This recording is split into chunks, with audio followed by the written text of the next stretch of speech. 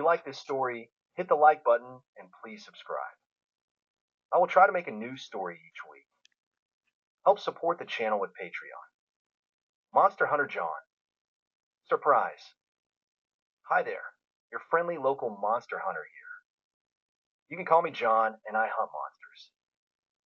By monsters, I mean what the old movies portrayed.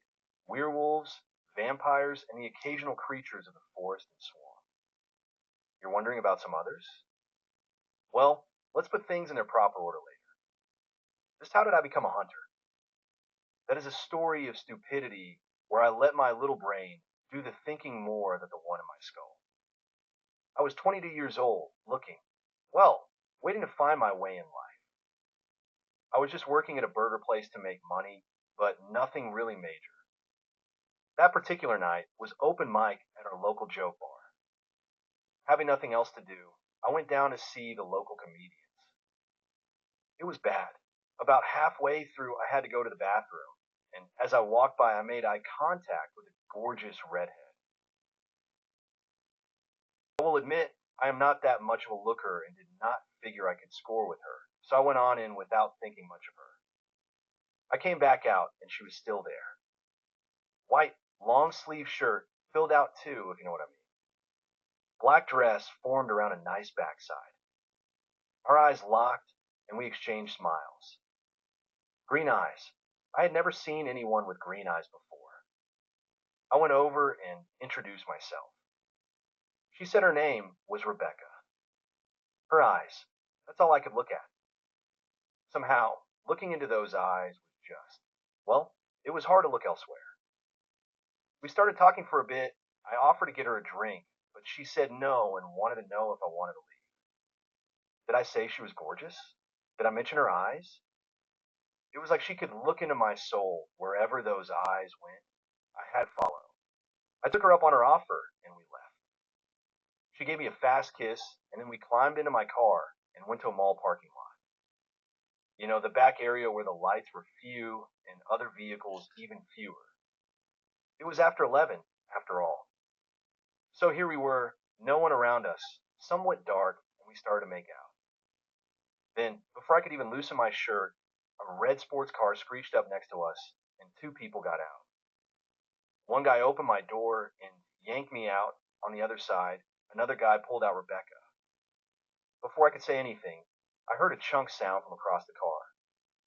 I looked over and saw Rebecca with a pained face. A face that started to change. She was getting old and wrinkled. Suddenly, she went from a gorgeous 20-something to 60 to 80 to over 100. Old, wrinkled with age, and now what looked like dead. A black van pulled up, two men got out, opened up the back, pulled out a stretcher, loaded up the old hag that was a gorgeous young woman, and put her in the back. The two climbed back in while the guy across from the car paused at the back door. You got this, Ken? Yeah. The guy next to me said, I'll meet up later. The man nodded, climbed in, and closed the van doors. It sped off to parts unknown. All of this time, I finally got my senses somewhat back and asked the all-important question. What the hell just happened? The guy frowned at me for a moment and looked me over. She didn't bite you, did she? Bite me? I questioned, wondering what the hell he was talking about. No, she didn't bite me. Good, he said, then we got to you in time. I was concerned that we wouldn't get to you before she made you her late-night snack. What are you talking about? I asked. What the hell is going on? Ken was grim, but answered. She was a vampire. We had been tracking her for a couple of days, but only tonight did we catch her. A vampire? Yeah, right. I said, come on, man, I'm not some kind of fool. Never said you were. Don't believe your eyes, huh? He motioned across my car. You saw her get old? That particular vampire is 153 years old, more or less. That made me stop for a moment. I did see her age. Yeah. You see, monsters are real, including vampires. I and my friends belong to an organization that hunts them down and destroys them. He then added, properly. Right now, your date is being beheaded and her head and corpse will be cremated. Uh-huh. So monsters are real and you hunt them. Kent finally relaxed a bit. Mostly what we do is investigation. A lot of it. We have to be sure of our target. We send out investigators, and they may spend a day to a month tracking down one monster. Sometimes they find something, sometimes they don't. When they do, they recommend how many hunters to send in. I was silent for long moments. And what happens to people like me? Kent frowned. That's a good question. We could just leave you. Anybody you tell this story to will think you're crazy. Pretty soon you'd learn to be quiet. I thought that over for a minute. I didn't have that many friends, but those that I had, well, if I came up with a story about how I almost ended up dinner for a vampire, they would laugh me out of the room. But it sounded like this guy had some other option. Or you could join us as a hunter. We need some, he said, but then fell silent. Finally, he spoke again. You see, we operate somewhat like the police. What we do isn't always safe. In fact, sometimes it is quite dangerous. We always were low in number, and when you add in those we lose and have lost, we drop even lower. I see. This was a thought. Monster Hunter. Yeah, better than frying burgers, but the danger part? I absently rubbed my neck. Yeah, I could see that. Of course, we do train you, educate you with what you need, arm you as best we can. It's not like we just up and throw you to the werewolves. Still, there is risk. You won't always be alone. We do work together when needed, but many times you're the lone one. I was thinking about it for sure.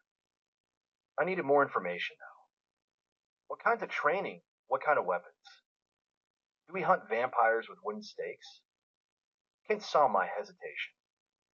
Tell you what, he said, reaching in his back pocket for his wallet. He pulled out a business card and handed it over. Here, sleep on it tonight, and if you want to know more, look me up tomorrow. He left me to walk over to his car.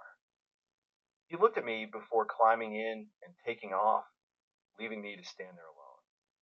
I leaned against my car, lost in thought. Not minutes ago, I watched the beautiful redhead get killed and age before my eyes into a 100-year-old hag. A hag that, according to Kent, would have bitten my neck and drank my blood had the two men not interfered. That's what got me. An average guy picked up a good-looking woman that just happened to be a vampire. Yeah, I could see where hunters were required. Without these two, I would have just been a quick meal and then. What? Found dead the next day? Or would she just have gotten rid of my body? I got in my car, thinking about all of this on my way home. I had a fairly difficult time going to sleep, but I did nod off. Next morning, my mind was made up. Flipping burgers was not a lifelong dream for me. So, in the car and off I went. The building I went to was just a typical looking office type building. No name of the business, just the address. They could have sold insurance as far as you could tell. I noticed Kent's car in the parking lot and parked next to his. Taking a deep breath, I headed for the building door. Once inside, the office was set up like a doctor's office. There was a lady behind a sliding glass window. There was a door to enter, and the rest was walled off. The lady slid her window open. Yes, sir. How may I help you? Uh, I'm here to see Kent. Then I wondered if that was his first name or last. After asking my name, she said to have a seat and closed the window. A few minutes later, the door opened and there was Kent. I held out my hand. Kent, Mr. Kent. Kent Brown, he said, taking my hand and giving me a good shake. He motioned me to follow. Welcome. I figured that you would decide to come. He led me down a hallway to an office door, opened it, and motioned for me to enter. There were two chairs in front of a nice sized desk and a large TV screen on one wall. There were no windows that I could see, which was strange, as this seemed to be an office on the outside wall. Have a seat and we'll talk a little. I sat. Nice little office. I said, do I get one? Kent leaned in his chair before speaking. Well, let's talk about that. I figured you'd come in, but are you so sure you want to join? Like I said, it's not a safe job. From what happened last night, it seems that it's none too safe not working for you. He laughed a little. True, but your chances of getting involved with a monster are about equal to hitting a lottery. That increases a lot by joining us. The lottery always gets won, sooner or later, I responded. Besides, I have nothing really interesting going on. I feel like, I don't know, like there's a threat out there that preys on us that I never knew of, but I found out exists. I want to be able to protect myself, and I suppose other people as well. I mean, you guys took out one vampire last night that could have killed me. How many guys has she killed since she has been around? And women, Kent added, vampires are not usually so picky when it comes to their food. Yes, well, whatever the case is, I rubbed my throat again. I would have been dinner if not for you and the other guy. I didn't care much for that thought. I think I might want to do something about it. Fair enough, he replied. First, let me tell you a little bit about who we are. Our organization is one of the black ops run by the government. I'm not even sure who exactly pays our bills, but we do get some information from the FBI. Our name is MRE, Monster Research and Elimination. We have been in existence only since 1972 and have slowly built up. It is my understanding that in a small town in Virginia, they had some guy locked up in a county jail when he wolfed out. They had to kill him. That was proof that there were monsters. Wait, I said. I thought you had to have silver to kill a werewolf. Wolfman, actually, Kent replied, there is a difference. But no, you do not have to have silver. Anyway, since then, some investigations about missing people or finding mutilated bodies began to fit into place, and the government discovered that there were indeed monsters, real monsters, and they needed to be dealt with quietly. The first monster hunters were military and police. Later, they began to recruit others that weren't so, militaristic in attitude. I took all of this in. There's a difference between a wolf man and a werewolf, and you don't need silver. Just how much of the old monster legend stuff is true? Not much, even though we were over 50 years old. There's some things that we just don't know. He stood up and walked to the TV. There are some things that we do know, and we find out more each time we bring in a monster. He reached up on the wall, and out popped the laptop. He fiddled with it a little, and then turned on the TV. This is a quick introduction. The screen came on blue, then formed an image. A group of people dressed in black robes, looking angry and shouting as police began the process of arresting them and leading them into police vans. Kim began to comment on the footage.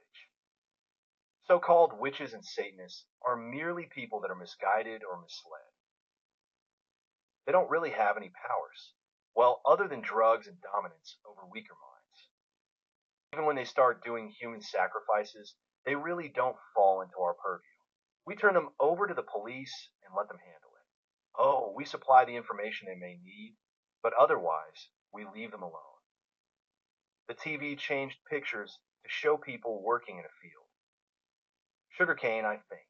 They were slowly cutting bamboo-like stems and carrying them off in bundles. They moved slowly but methodically, like sleepwalkers. These are zombies. There's a lot of false information concerning them. Zombies are not the brain-eating dead that people think they are. They're not quite dead, well, not technically. See, in Haiti, that's where most zombies originate. Being called dead does not mean that you actually are dead. Certain drugs and illnesses make people look like they are dead when really they are in a deep coma. But people don't know that and bury them. The TV showed some people putting what I assumed was a cloth wrapped body into an open grave. Kent continued. They're created by those that know how, and that is rare. Only one that has been dead less than 2 days will work. After that, the person is really dead, having been in the ground and without air for that long. When they are awakened, they are pretty much brain dead, or at least very easily led. Mostly, zombies are used as cheap labor source by people in poor countries. While they don't eat brains, They do require food. They're alive after all. They're fed oatmeal or whatever passes as cheap food. True, they're only good for a few months' labor before the lack of nutrition hits. But until then, they work 24/7 and do not cause any problems. While the makers might be breaking laws, the zombies they create are pretty much harmless, and we usually don't bother with them. Next thing that came on was a picture of deep woods. Then some dark shape began to move, slowly walking among the trees. Swamp creatures and Bigfoot? Well, they exist. Mostly, they are rare animals that live where most people don't go. Since we humans continue to encroach on where they live, there is always a danger that people and creature will encounter each other. But as long as they don't bother people, we don't bother them. Then came a grainy video taken at night. Looked like CCTV image. Something about human sized was, well, for a better word, slinking around a car. The picture paused on what was probably the best and most clear picture. The thing in the video looked like a humanoid iguana. Only, it was wearing a sash across its chest. Now we come to a true mystery, saurian or lizard people. Their DNA does match some of Earth's reptiles, but some doesn't. Some matches bird DNA, again, not all. The thing is, we don't have any dinosaur DNA, so it may be an ancient species of dinosaur that survived the extinction. It may be surviving aliens from a long lost ship crash, for all we know. They typically live underground, but a few have found our big city sewers to be perfect for hiding. They occasionally attack and eat humans. These we hunt. They're not hard to find, but to find all of them is a challenge. We do know that they are intelligent, about equal to, an 8-year-old. Most are smart enough to make peace with us and leave us alone, an uneasy peace. Well, even some humans are problematic. And then there are these things. The video switched to the inside of some stone tunnel, a sewer, I suppose. At first, I saw nothing. As the camera moved down the tunnel, it slowed and then stopped when a blackness appeared on the wall. It looked like something slick and gelatinous. The video stopped as the ooze slowly moved forward, only to be sprayed with some chemical that began to dissolve it. We call these oozes. They appear to be some type of slime mold, somewhere between animal and fungi. They get pretty big and will eat anything they can capture, from rat to human. Hard to detect, but they stay in sewers and are easily killed. They occasionally take a homeless person or surprises a city worker. Kent paused the video. There are other rare creatures that appear from time to time as well. They're natural, we think, just extremely rare. We deal with them as necessary. The video was restarted to show some guy chained to a chair. He was struggling against his bonds, then increased his struggle as he began to change. Ken explained as I watched this guy become a wolf. Werewolves and wolf people. There's a difference. Wolf people are regular people that have been infected with lycanthropy, usually by the rare chance of surviving an attack by werewolf. They change during the full moon. When they wolf out, they're basically mindless beasts. When they change back, they have no memory of what has happened. They're the most difficult to track down because they only become wolves for 3 days per month. Usually we capture them and then come to an arrangement where they are jailed during the full moon and resume normal life in between, but we will kill if we need to. Werewolves, well, we don't really know much of how they come about. We have been able to get DNA from them and found that they have 48 chromosomes, one pair more than we humans. A mutation or a different species? Who knows? They can change at any time into fur and fangs. That's not bad enough. They are fully cognizant of what they are doing and they enjoy it. Werewolves, we go after as soon as can track them down. Can't glance to the TV. They are both living creatures. They can be killed, just like anything else, but usually require a few extra shots or something with a bit more of a kill factor.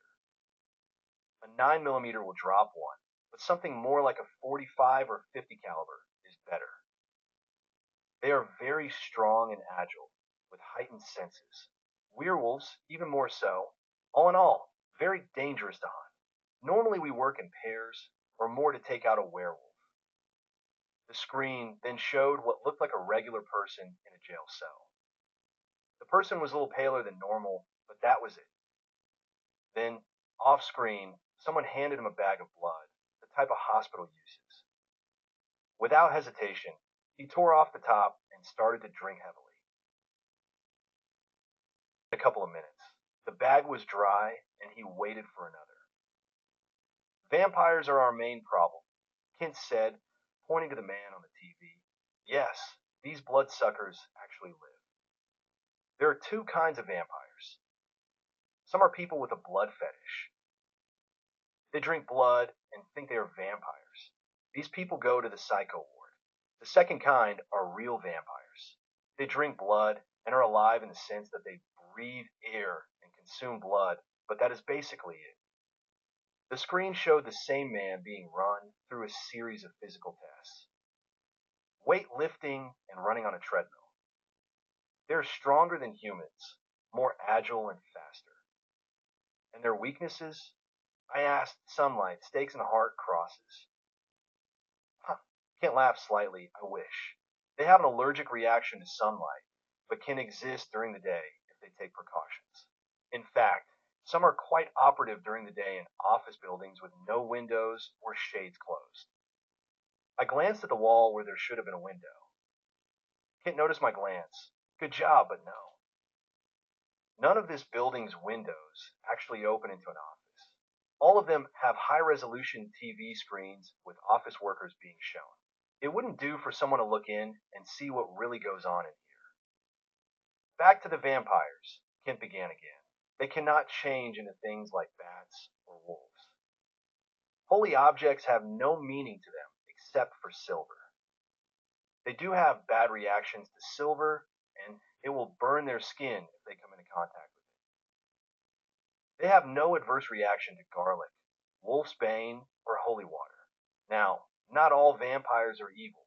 In fact, we have a few that work for us. Some run corporations, are political advisors. Well, some may think that as evil in a way. Vampire drains a person completely of blood. That person may become a vampire later. Most vampires no longer do this. They don't want a competition or to alert we hunters of their presence. As such, many vampires use donors. These are the people that willingly give blood to vampires for one reason or another. To get power because they have no self-esteem or just because or to hopefully be good enough to be turned into a vampire. Huh, good luck on that, dummies. However, they do help the vampires in numerous ways. Now they are regular people, just misguided. Still, they can hamper our hunts, and though we do not try to kill them, sometimes that is unavoidable. Imagine hunting a vampire. You have him trapped, and then 10 or 15 other humans try to stop you. The donors are fanatically loyal to their masters. Some vampires have plenty of donors.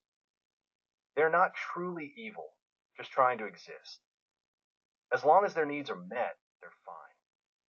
Others, well, they don't have donors. They are too poor to get any followers. These are usually the newer vampires.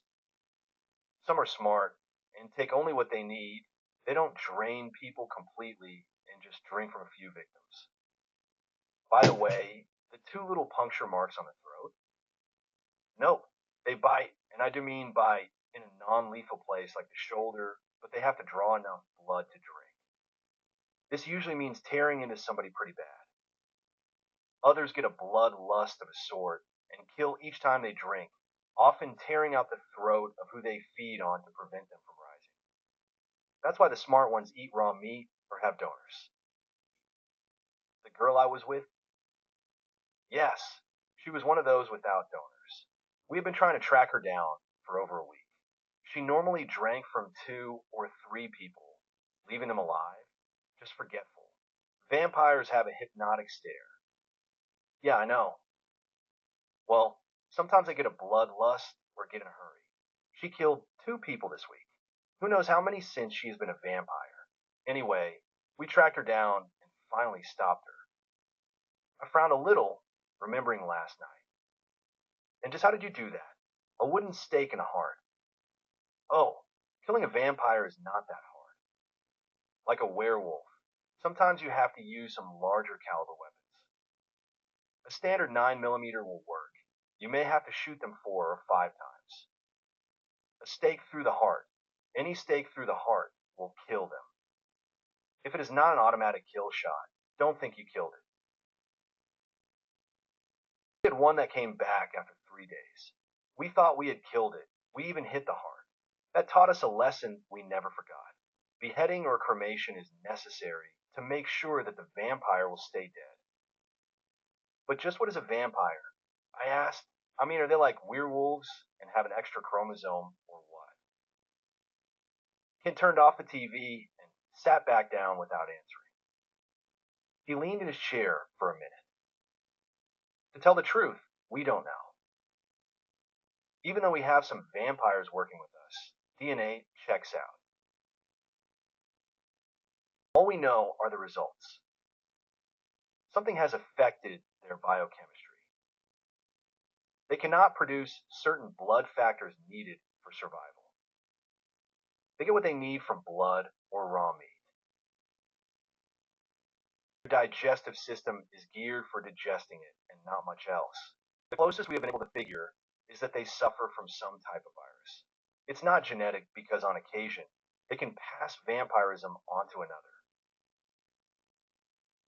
One more thing, Kent said, they live about twice as long as regular people.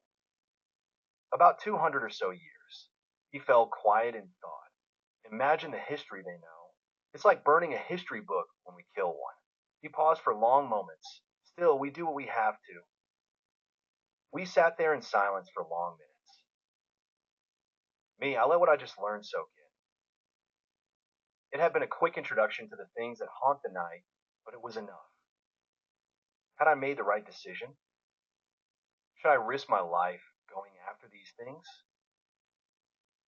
You said that you support your people with ways to hunt these things. What do you mean?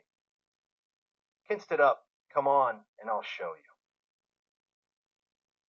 I followed him out the door, and he led me down the hallway. He opened a door at the far end and motioned me in. A large garage area, two black vans were parked inside, and on the walls were various weapons from pistols to rifles to shotguns, hand grenades, and other things I could not readily identify. We keep most of the weapons in here, Ken said as he walked over to the wall. There are some in the office, just in case, but most are here. High-powered rifles, shotguns, pistols, explosives, smoke bombs, and more. We check the weapons out as needed. I ran a finger over one of the shotguns. Silver bullets included. Huh? Kent laughed at the joke when needed. So, still up to be a hunter. I only gave it a minute's thought. Again, my hand moved to my throat. Just how close had I come last night to being killed? How many others? Yes, I believe so. All right then, Kent said, leading me out of the room and back down the hall. He rapped once on the front office door before opening it. Inside was a lady, about 30-ish, that turned toward us from her computer. Nancy, this is John, a new hunter to be. Run him through and set him up for some training. I'd like to get him to field by Friday. Friday? That was 3 days away. Not much time for training in something so dangerous as this. Yes, sir, the lady said. She motioned for me to sit down across from her. Please have a seat. John, Kent called, I leave you in Nancy's capable hands. I will see you tomorrow.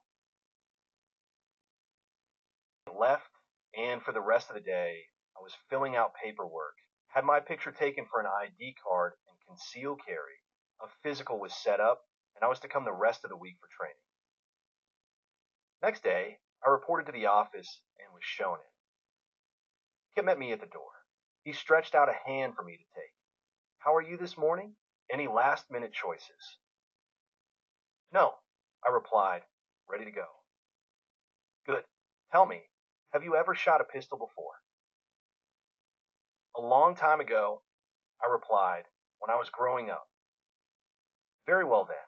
Let's run you through some target practice. If I'm to get you in the field by Friday, you're going to have to learn fast." "Why the rush?" Your one-night stand, Rebecca, I believe was her name, has a roommate by the name of Mary Smith. She hasn't left her apartment since the other night, as we need to find out why.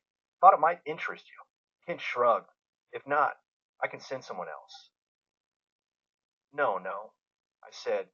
"There's someone else living where she was? Another vampire?" "We are not sure," Ken admitted. "Either that or a donor. Her apartment is under constant watch. All we know is that she has not left the building, unless there is some secret passage that we do not know of." "Let's get in some target practice then," I said to Ken. "Then I think I have a date to visit this Mary." He smiled and patted me on the back. "Come then, let's see what kind of marksman I can turn you into." He led me to a room toward the back and opened up into an indoor shooting range. He already had some pistols lined up for me, a couple of revolvers, and some semi-automatics. Two shotguns lay next to the pistols. Kent went to the revolvers first. 357 and a 44 Magnum.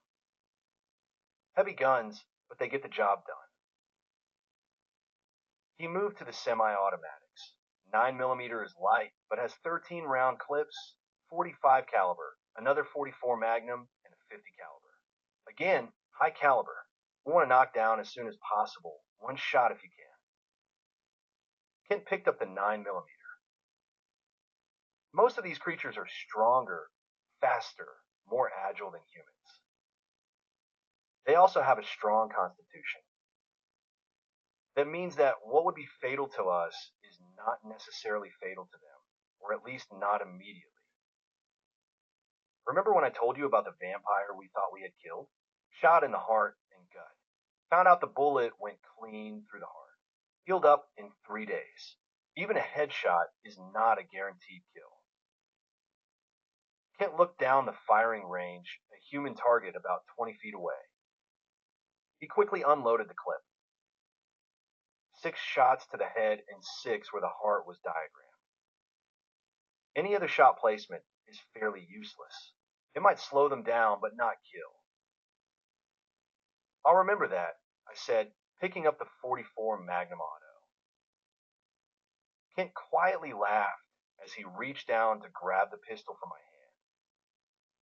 "Let's try something a bit easier to start with." He reloaded the 9mm and handed it over. He hit a switch which brought the target up. After putting another target on, he moved it back out. "Okay, wide open, there's your target. Let's see what you can do." All that day I practiced. Ken was right about one thing. I was better with the 9mm than high calibers. It wasn't too bad with the 44 Magnum revolver, but only 4 out of 6 made it where I aimed. The shotgun was fine. I hit what I aimed at with double-aught buck. By the time we broke for lunch, I was packing 2 9mm with somewhat questionable hollow points. Although we were not the police, I had a brand new concealed carry license. After lunch, we talked a little more, then the rest of the afternoon was hand-to-hand fighting. Day one was soon gone, and I returned home with aching muscles. The next day, the same routine. I was getting better with the pistols. Hand-to-hand would take a while. I figured that was something I would be working on for some time, but I had improved. The next morning, same routine, although I did not spend as much time shooting, my proficiency being good enough with what I had. At the end, Kent and I talked. "Now tomorrow, we're going to find out about this Mary Smith. If she is a donor, there's not much that we can do. After all, she's human. If she's a vampire, well, unless she has some blood in a refrigerator, she's liable to be quite hungry. I don't really understand why she hasn't left the apartment, but I guess you'll find out. Just me?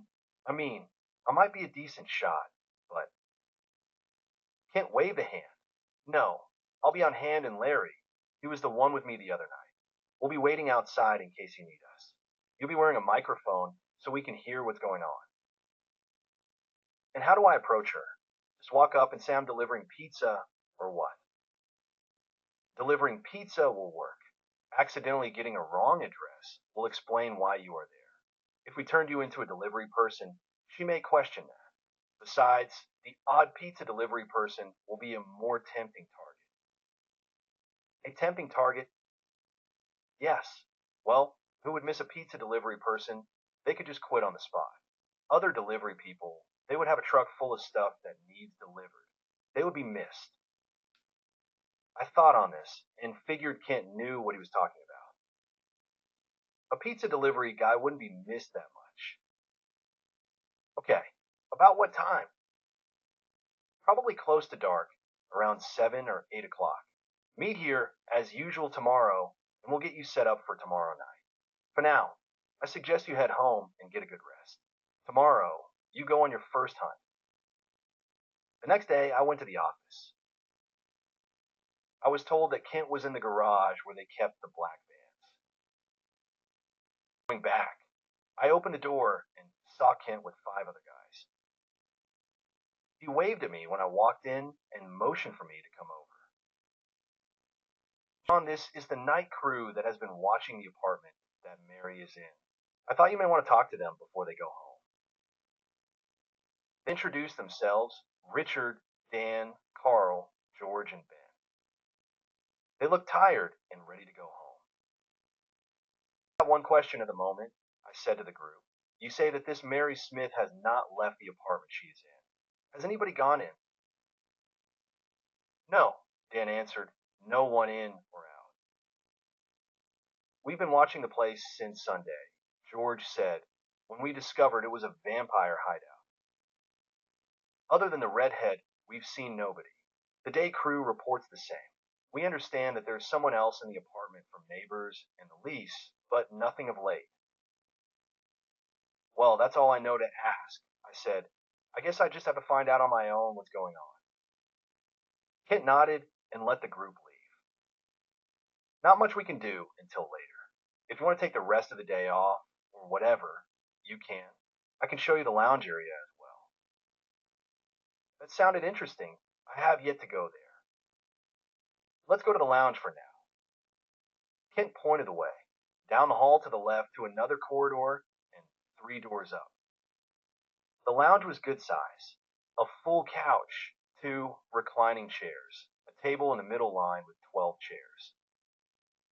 Off in the corner was a single table and laptop. A refrigerator, stove, sink, and small countertop. Microwave, a snack machine, and soda, although neither had any prices. There was another room attached to this one. I peeked in and saw a row of lockers with a bench. 3 doors on the other side of the room that I assumed were bathrooms. Cozy, I said. It serves. Those are toilets and showers in the back. The lockers are not used very much, but are there if you need them. Kent sat down in a chair, and we're in the process of getting you an office. Should you want one, come tomorrow. Tomorrow? Don't think I will make it through tonight. Kent smiled a little. There are different meanings to making it through tonight. We'll see. I sat down heavily in the other recliner. My mind flooded with all kinds of thoughts. About how I got here, what I had learned so far. About tonight. Kent, what do you guys do here? I mean, you have all day long to do what? Kent stretched in his recliner. Mostly we do investigation, although we have investigators in the field, and here we follow up on most of it. Let's take Rebecca. Our investigators discovered her about a month ago. They collected data and then we sent out field investigators. They worked for about 2 weeks watching, recording, taking notes. I was forwarded the information about a week ago. I did a little field work that included watching Rebecca every time she went out. Then came the night she met up with you. Mostly, we check what the investigators find out. I would be lying if I said that we don't have dead time. That's when we practice, study updated material, and such. But once we get a lead, we are pretty much non-stop tracking it down. Responded, thinking. Kent got up and went to the soda machine. Want anything? They're free. I raised a hand to show I did not want anything. Target practice didn't sound too bad. Kent certainly didn't need any, but I couldn't help but improve. I think I'll get some target practice in.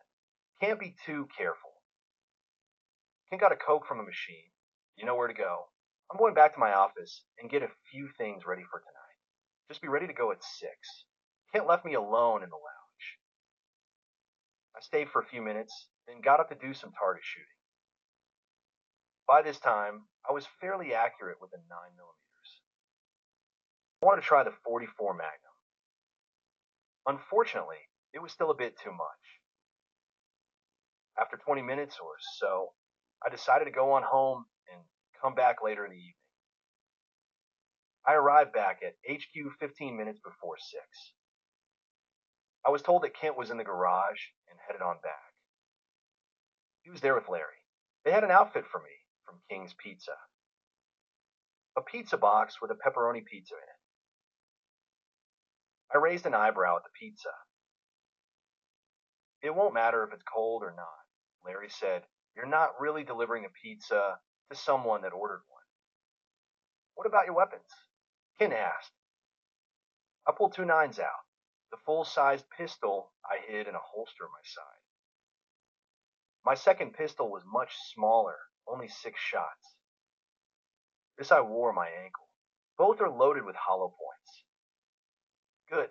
He went over to the table and brought back a pen-sized device. This he stuck in my pocket. Here's your listening device. It will pick up whatever you say and will be listening. We should be able to get to you in a couple of minutes if you need us, Larry said. We can't get too close, otherwise it may throw her off. I should be okay for a couple of minutes. Kent put a hand on my shoulder. A couple of minutes is a long time if you get into trouble. Just in case I do have to use deadly force. I began, what about the cops? You have your ID card, right? I nodded. The QR code on the card tells the police that we are a special unit with government authority. Either I or Larry will do the explaining. I nodded that I understood. Kent continued. You and I will take the car. Larry and Bill will take the collection van. Okay. I nodded again. I'm ready. Kent gave half a nod. Larry climbed into one of the black vans, while Kent motioned for me to lead the way out. I started out when he called me back. Hey, forget something. I looked back, puzzled. Then I saw the pizza box. I laughed slightly and grabbed the box. We loaded up in his car and went off the black van behind us. Soon, we pulled into the drive of a modest apartment. It was the third one in a row of 12. The van pulled to the side of the street, and Larry came up to the car as we climbed out. That's the apartment, Kim pointed out. Just hold your pizza, knock on the door, and say you're here to deliver pizza. He wrote something on a box, and I noticed it was the address for the apartment. Here's the address. If she asks, look at the address and ask her if it's right. She will say no. This is East Talbot Road. The address on the pizza is for West Talbot Road.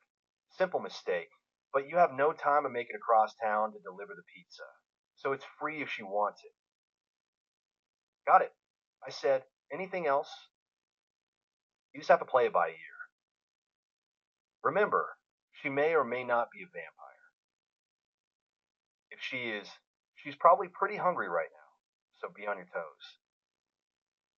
We'll be listening, but it will take Larry and me at least 2 minutes if you get in trouble. Be ready to pull your gun and use it. Don't stand off with her. Don't wait for us." I nodded. I checked my gun at the side and my ankle pistol. I headed up to the door and knocked. No answer. I knocked again. No answer. I knocked a third time. "Pizza delivery," I called out. The door slowly opened. It was still locked with a chain inside. "I didn't order any pizza," came a female voice from inside.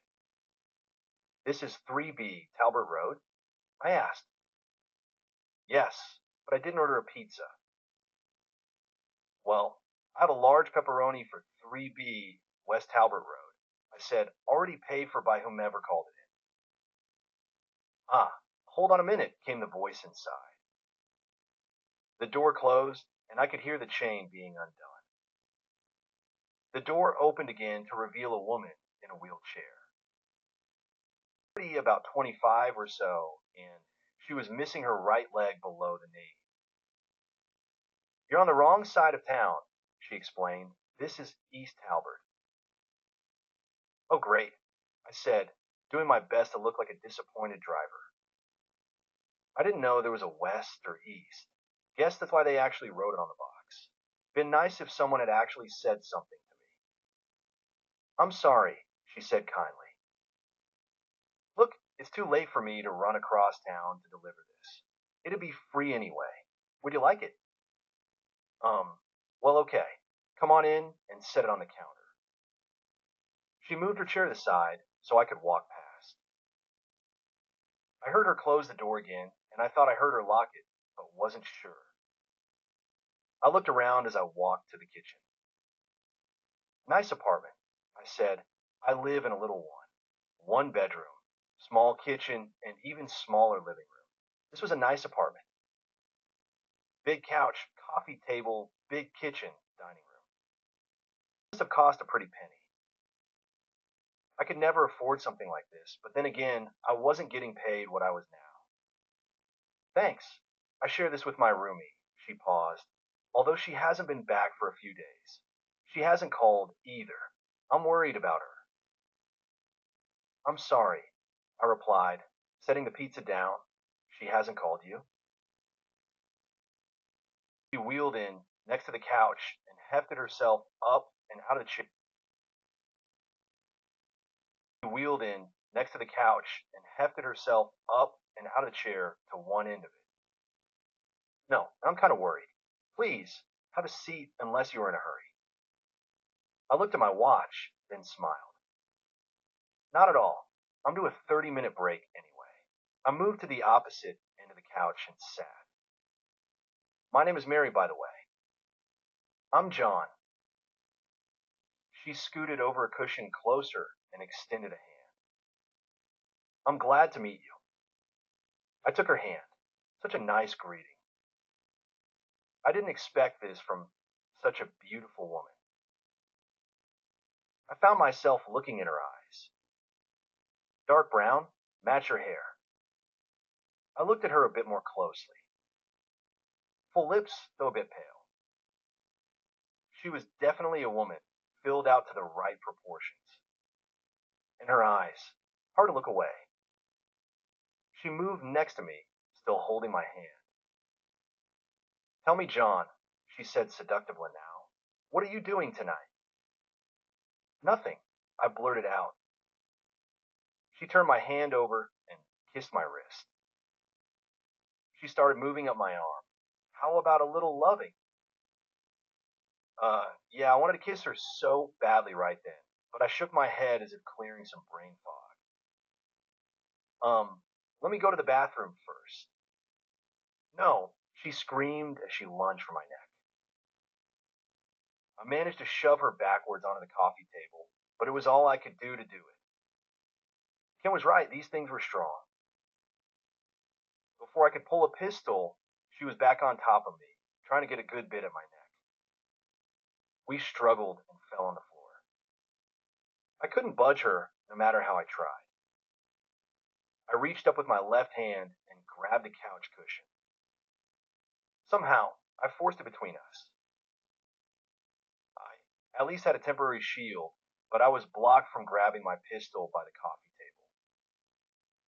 Mary was growling, for lack of a better term, and tearing through the cushion. Finally, I was able to reach my arm around and grab my pistol. I put it up to the cushion and fired. One shot, where I thought her head was a lower shot to hopefully hit her heart, and one more in between. The struggling stopped, just dead weight now. I pushed her off, her body falling backward as I crawled up on the couch. I managed to take a breath when I heard a crashing sound at the door. Kent and Larry were trying to make their way in. Just as I was ready to get up, Mary jumped me again. A bullet had hit her collarbone, another in her neck, and the first seemed to have simply grazed her head. With this, I cried out as I pumped 5 rounds into her head and put the rest into her chest until my gun bolt stayed open. Empty. She fell backwards again, but this time she wasn't getting back up. At the same time, the door crashed open and Kent and Larry ran in, pistols drawn. Kent moved to me, his pistol trained on Mary while Larry searched the apartment. "You okay, kid?" I could only nod, my pistol still pointing at Mary, even though I was out of ammo. Kent looked at what was left of Mary and holstered his pistol. He reached up and grabbed mine, slowly lowering it down. "You got her, John. You got her." I heard Larry behind me, saying clear each time he checked a room. Right at the moment, that was about all I could register. My adrenaline high came crashing down, and I was in shock. Kent helped me stand and guided me to his car. "Larry, you talk to the cops. See you at HQ." He bustled me and drove. That was all I remember until I woke up on a single-sized bed. Kent was in the corner, sitting in a chair. He looked up at me as I stirred. Feeling a bit better now. I was silent for long minutes. My mind tried to figure out where I was and what had happened. Finally, I could speak. "What's going on?" "You were in shock. I brought you back to HQ and put you to bed." I sat up, rubbing my head. Then, it all really happened. "Yep," he said plainly. "Look, John, I can have a shrink here in 30 minutes, but I'm going to tell you what happened. You were attacked by a blood-crazed vampire. You saved your own skin by killing her. She may have looked nice and acted friendly, but in the end, it was you or her." "Blood-crazed? I mean, she was so nice, beautiful." "Yeah, she almost had you in her power." Larry checked the apartment. He found 3 blood bags, the kind the hospital uses. They were empty and in the trash. 1 plastic tray of beef empty. That was it. We figured that the 2 girls were probably lovers. When Rebecca didn't come back, Mary had to subsist on what she had on hand. Rebecca probably fed her by stealing blood bags or the occasional person. Whatever was the case, she ran out of blood and was going crazy with hunger. We don't know why she didn't just get a cab or something and go hunting. We figure it was because of her handicap, and then she went a bit crazy and couldn't control herself. I leaned over. "You probably saved the lives of her neighbors or some real delivery guy." My thoughts went back. She was strong. So strong. "Now you'll believe me, huh? And that was with her missing a leg." He frowned and stood up. "I probably should have made the hit with you and Larry outside. I just wanted you to get your feet wet. I shook my head to clear it. I had just killed a beautiful woman. It doesn't matter that she was a vampire and that she tried to kill me. Or did it? My mind was telling me one thing, my heart or my soul another. Kent walked over and put a hand on my shoulder. "Look, most of us felt the same way when we did our first kill. Hell, it took me 4 or 5 before I started feeling halfway okay with it. Cops go through the same thing. I imagine even a veterinarian does every time he puts an animal down. You may never get used to it, but it's better than the alternative. Yeah, I guess. I wasn't convinced. You can stay here or go home. Not much I can say right now. Not much anyone can say. You're going to have to work this out. If you need to talk to a psychiatrist, we can arrange that. No, no, I replied, then stood up. I think I'll just go home for now. Kent nodded. Sure. Listen, take a few days off, we'll understand. Come back and let us know if you're up to the job. Okay. I nodded and stepped out. I recognized the hallway as the one with the lounge. I knew the way out. I may have stumbled out. Somehow, I got home and fell into bed. I was shot. My nerves had enough for the night. My conscience had enough for the night. I woke the next day, and I will admit I was dragging. It was almost 10:30. I hadn't slept that late in quite a while. I poured out a bowl of cereal and ate it, not tasting anything. Last night seemed like a dream, or a nightmare. I don't think I could ever look at a woman again without thinking about last night. Rebecca had been something quick, something I had very little to do with. Mary? Geesh, I basically blew her head off, and she had been so beautiful. Or had she? Kent said I was under her control, pretty much. How much can I believe was real? Still, she had teeth in my throat and would have ripped me a good one. I stayed home for another few hours, thinking things out, trying to convince myself that what I did was right, that I had no choice.